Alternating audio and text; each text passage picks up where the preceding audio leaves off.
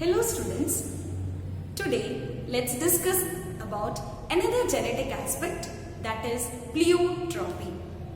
So we have already discussed about what are genes, what are alleles, we discussed about multiple alleles also. So you know that normally a gene has how many alleles? 2 alleles. And we have seen that there are certain genes which have more than 2 alleles. They are called as multiple alleles. And so far what we have seen is about a gene governing a single character. So far what we have studied is one gene governing a single character.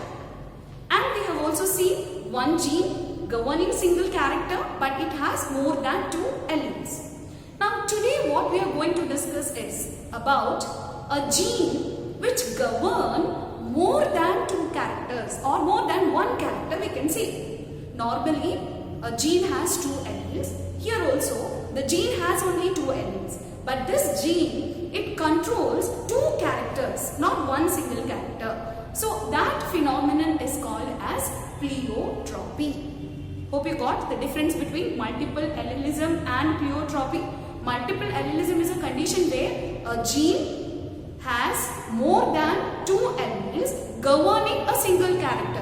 One character, more than 2 alleles. That is multiple allelism.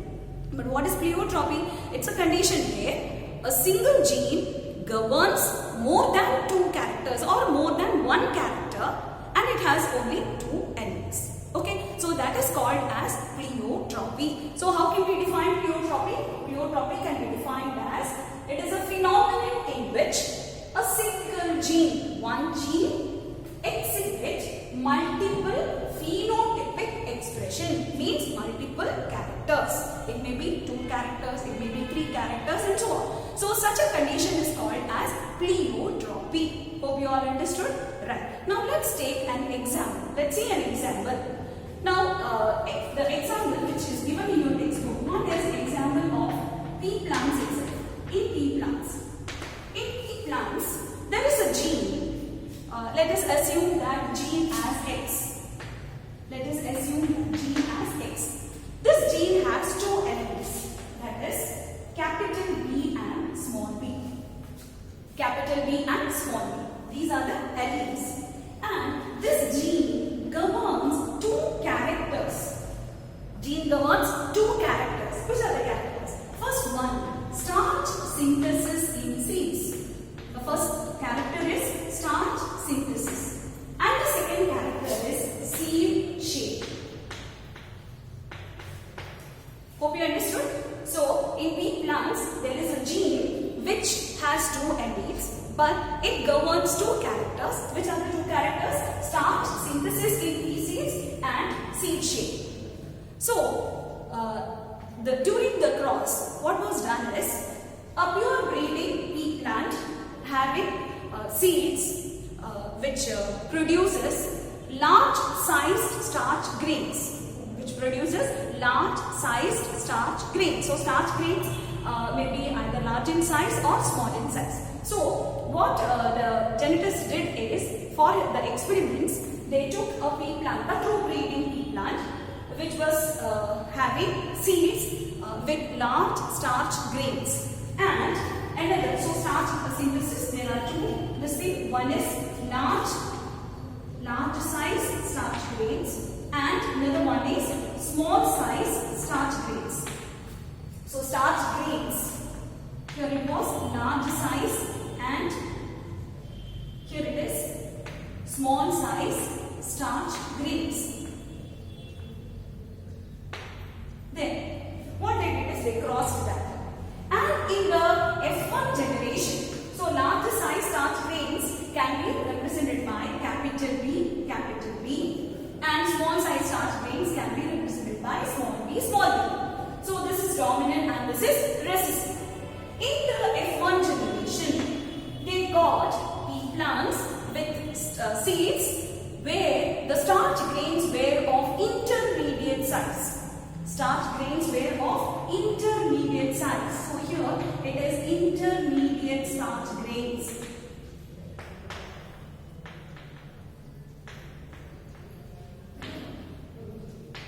Hope you understood this. So what was done? In pea plants there is a gene which has two elites. Let us take it as capital B and small b, and they govern two characters, that is start synthesis and seed shape. Starch synthesis, there are two sizes. One is large size starch grains, another one is small size starch grains. So they took two plants. One plant was having seeds with larger starch grains, and the other one with seeds having small starch grains. When they crossed these two plants in the F1 generation, they got pea plants with seeds having intermediate starch grain size. Okay, so intermediate starch grain size means what would be the phenomenon here? Partial dominance or incomplete dominance, isn't it? Why incomplete dominance? Incomplete dominance is a phenomenon where the dominant gene fails to express completely in the presence of recessive gene. So here what has happened? And produces an intermediate character. So here the parents were, the dominant parent was with larger size starch grains and the recessive parent was with small size starch grains. So when they were crossed in the F1, they got the plants with intermediate starch grain size. What would be the reason? That exhibits incomplete dominance. Hope it's clear? Right. So here the phenomenon is incomplete dominance.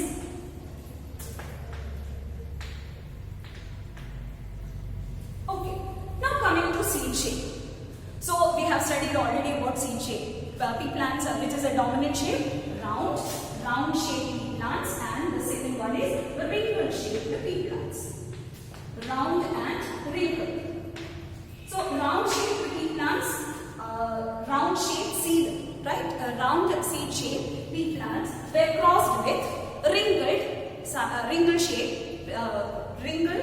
seed shaped pea plants. Okay, so here let us take this as capital B, and wrinkled shaped is small b, small b. Why we are taking? Because it is the same gene which is governing the same character. So here the elites are capital B and small b. So here also we are taking it.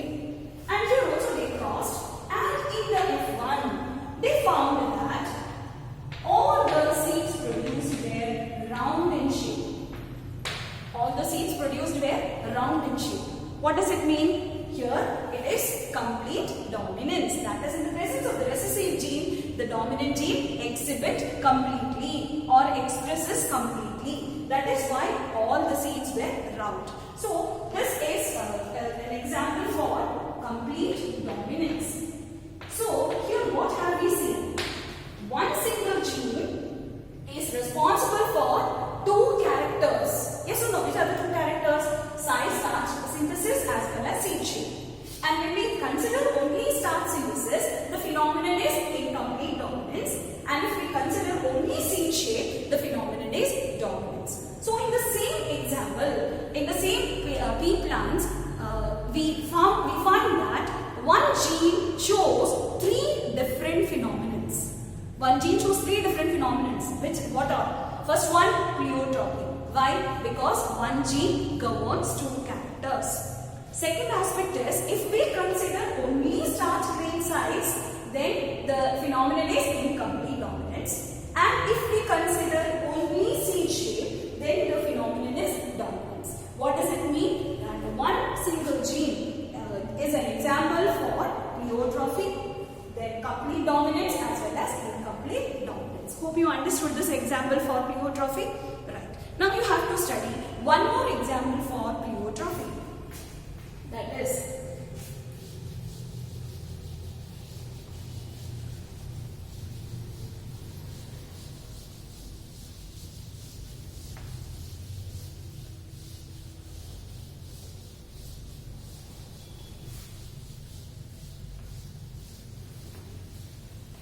another example for pleiotropy is found in human beings. It's a genetic disorder which is found in human beings. The name of the disease is phenylketonuria. Phenylketonuria. The abbreviation of this is PKU. You may get this. Okay. So this disease you have to study as an example for pleiotropy as well as a genetic disorder. We have to study that. Okay. So now this phenylketonuria, that is the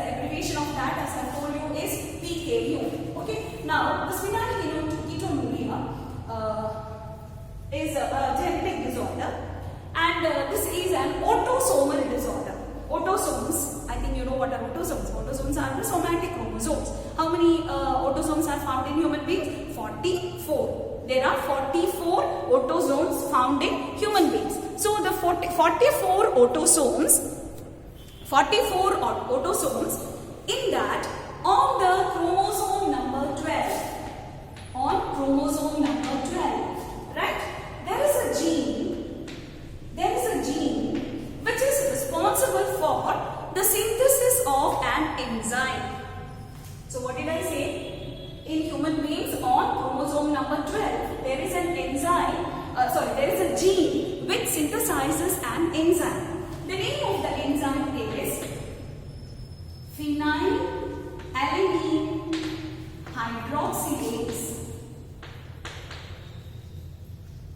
That is PAH, can be abbreviated as PAH. There is an enzyme, this gene synthesizes an enzyme phenylalanine hydroxylase or PAH. Now this phenylalanine hydroxylase, what is the function of this?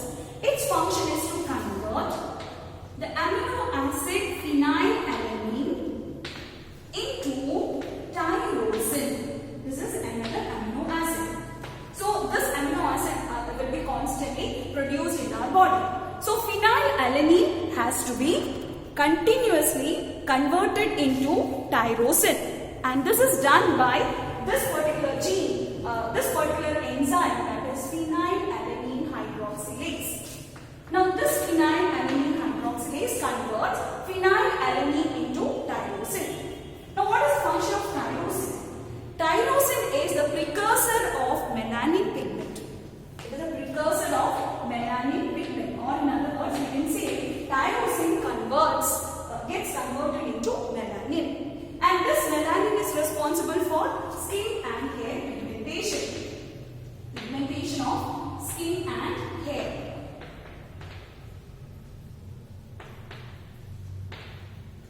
So this is what happens in a normal human being. In a normal human being who doesn't have this genetic disorder, this gene on chromosome number 12 synthesizes phenylalanine hydroxylase, which converts amino acid phenylalanine into tyrosine, which is a precursor of melanin, which is responsible for the synthesis or pigmentation of skin and hair. Hope it's clear? Right. Now, due to some mutation, due to certain reasons, sometimes what happens is this gene, that is the gene which is responsible for the synthesis of phenylalanine hydroxylase, gets mutated, undergoes mutation. It becomes defective, and as a result of that, this enzyme will not be synthesized. When this enzyme is not synthesized, what will happen? Conversion of phenylalanine into tyrosine does not take place. And when conversion of phenylalanine to tyrosine does not take place, what will happen? The concentration of phenylalanine increases. PA means phenylalanine increases in the blood. So when this does not take place, the concentration of phenylalanine increases in the body, that is in the blood.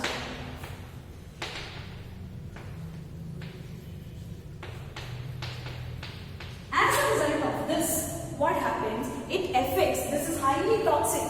So increased concentration of phenylalanine is highly toxic, and this may affect the nervous system, it may affect the integumentary system, and so on. So number of body functions will be affected if this phenylalanine gets accumulated in the body. So the phenylalanine and its derivatives mainly gets accumulated in our brain. As a result of that, the person becomes mentally retarded. Sometimes they may show certain seizures or convulsions. You know what's the meaning of seizure or convulsions? That is when a person is having epilepsy. There will be uncontrolled movement of the hands and legs. They start shivering and all that. So that is seizures or convulsions. So one symptom of this disorder is the person will be mentally retarded. Then he will show seizures, convulsions, etc. And he will be having pigmentation problem.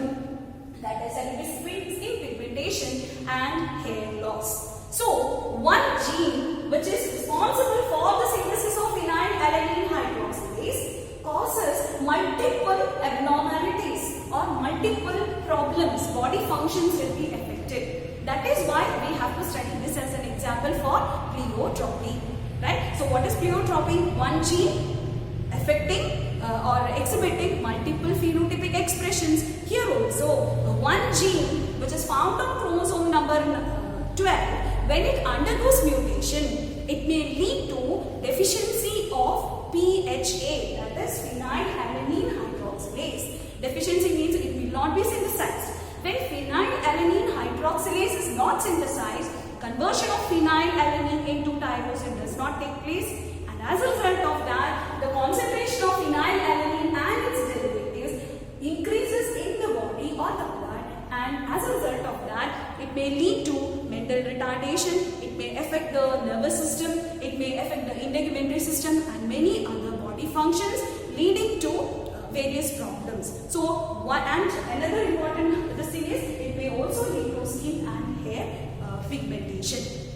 Okay, and there will be hair loss. So these are, this is another example for pleiotropy. Hope you all understood what we discussed today. So today we discussed about the genetic aspect, that is pleiotropy, and we have studied two examples, one in pea plants and another one in human beings, that is phenylketonuria. So phenylketonuria will be studying again as an example for chromosomal disorders. Okay, thank you.